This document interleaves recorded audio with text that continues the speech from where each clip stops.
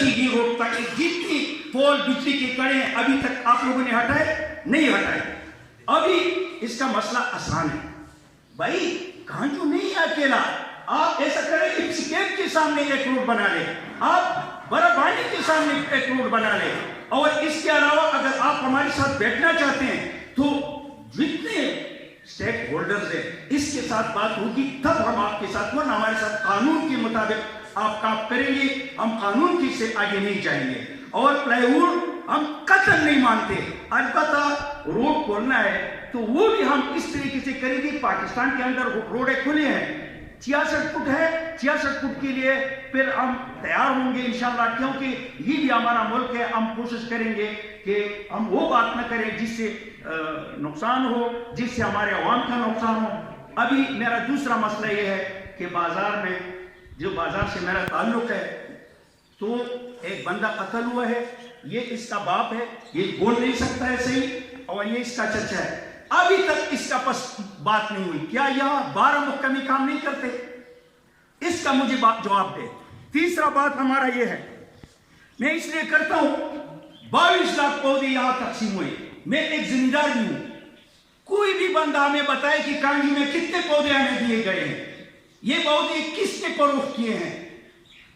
ہمارا دوسرا مسئلہ یہ ہے کہ گاؤں کے سطح پر ہم جاتے ہیں, میں ایز اے کونسلر جاتا ہوں, میں نے کئی دفعہ صفائی والے لائے, لیکن افسوس کی بات یہ ہے کہ ہمارے گاؤں میں یہ جتنے صفائی والا آتے ہیں وہ میں اس کا پور خاطر مدارت کرتا ہوں, لیکن ہر روز مجھے جانا پڑتا ہے اور میں اپنے گاؤں کے لیے وہ لوگ لاتا ہوں. تو برائے مہربانی اس کا جو ہمارا یہاں جو بندہ ہے ٹی ایم اے والا ہمارے ساتھ بہت کوآپریشن کرتا ہے, لیکن یہ اس کا طریقہ کار گاؤں تک بڑھایا جائے اور یہ جو صفائی ہے یہ ممکن بنایا جائے. دوسری, پہلی دفعہ ہم نے یہاں ایک کھلی کچہری کی.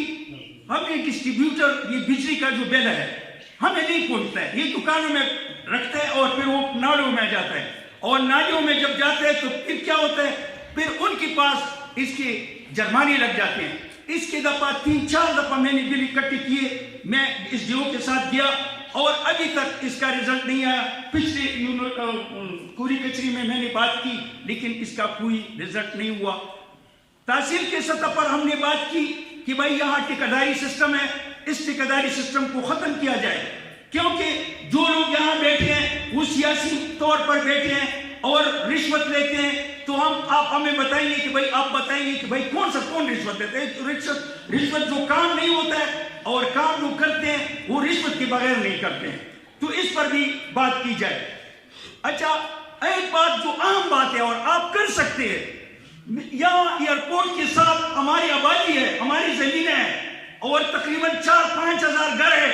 اس کا جو راستہ ہے وہ خوڑ میں ہے اور اس خوڑ کا ہمیں معاوضہ بھی نہیں دیا گیا ہے اور اس کو بند کیا گیا ہے. اس کو ہم نے کھولا تھا, ہماری جو یونین کونسل میں ممبر تھا, ہمارا جو ناظم تھا کریم العلی خان, ان کو ہم نے کہ اگر یہ ایئرپورٹ آگے چلا جائے تو ہمیں نیچے راستہ دیں گے, آپ ہمیں خوڑے میں نیچے راستہ دیں گے, تو لہذا آپ یہ کر سکتے ہیں. آپ سے میں یہ مطالبہ کرتا ہوں کہ اس پر مہربانی کر کے, ہم ایئرپورٹ میں نہیں جانا چاہتے, نہیں ایئرپورٹ میں راستہ مانگتے ہیں. ان لوگوں نے غلط طریقے سے ان کو سمجھایا کہ بھائی یہ ایئرپورٹ میں راستہ مانتے ہیں. آپ اس طرف سے آپ جائیں گے تو آپ 1 منٹ کے لیے رکے, ہم ادھر رکیں گے, ہم آپ کو بتائیں گے کہ اس کو ایئرپورٹ کو کیا نقصان ہے اور اس آبادی کو کتنا فائدہ ہے. یہ ایک بات ہے.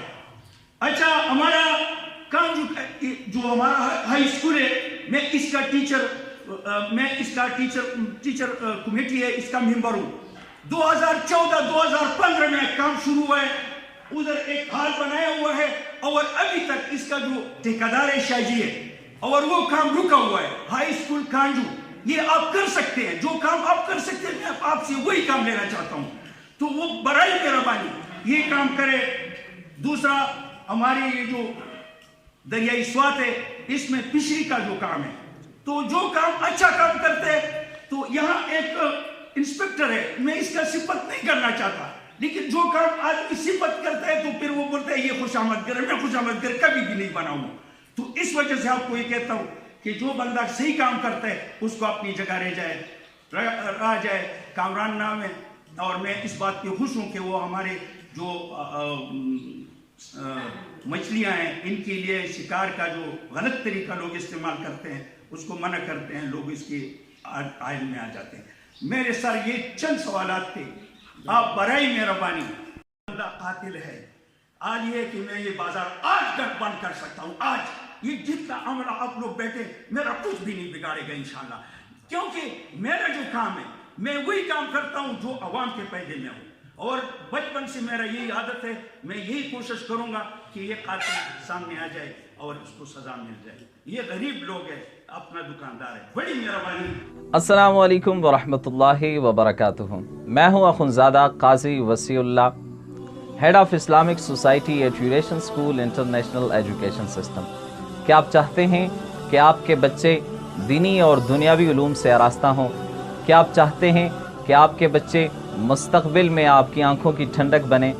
کیا آپ چاہتے ہیں کہ آپ کے بچے زندگی کے گر سیکھ سکیں؟